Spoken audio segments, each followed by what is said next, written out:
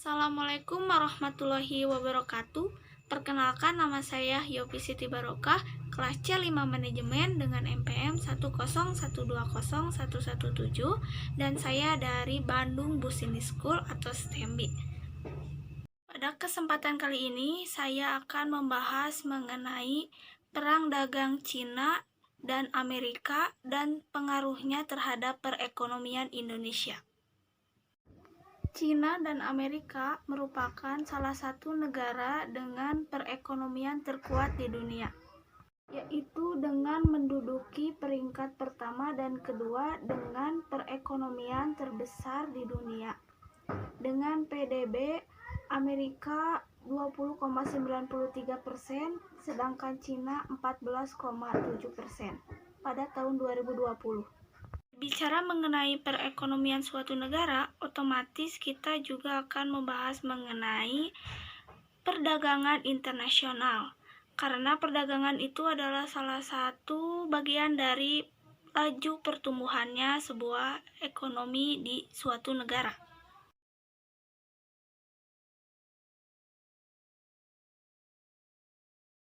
Amerika dan Cina selain disebut dengan negara yang memiliki perekonomian yang kuat, Amerika dan Cina juga dikenal dengan perdagangan internasionalnya yang besar dan kuat.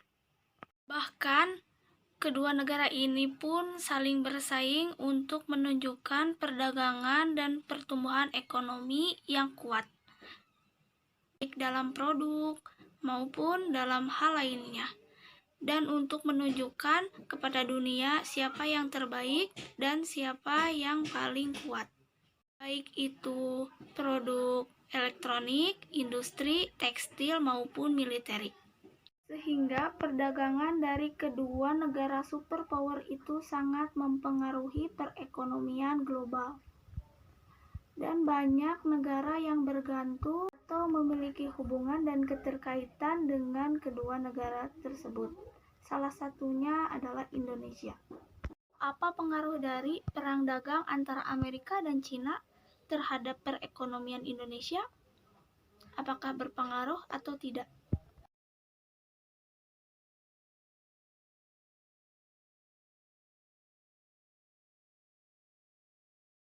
Ya, sangat berpengaruh.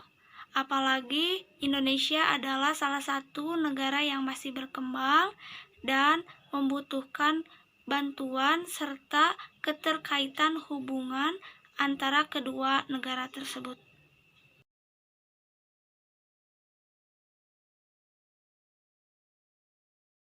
Salah satu dampaknya adalah Indonesia perekonomiannya akan melemah. Apalagi Amerika dan Cina adalah dua mitra dagang utama Indonesia, maka akan sangat berpengaruh terhadap perekonomian Indonesia. Misalnya, ekspor dagang Indonesia akan tertekan, yang maksudnya akan mempersulit Indonesia melakukan ekspor.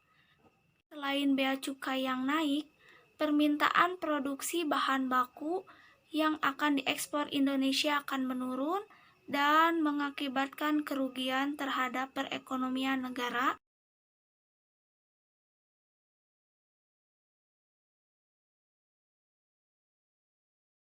Dan menurut saya, solusinya adalah Indonesia harus bisa membuat dan memproduksi produknya sendiri untuk kepentingan rakyat dan negara.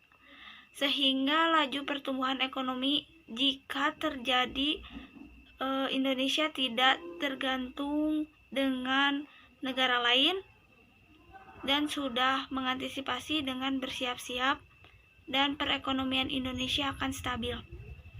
Sekian dari saya, mohon maaf bila banyak kesalahan.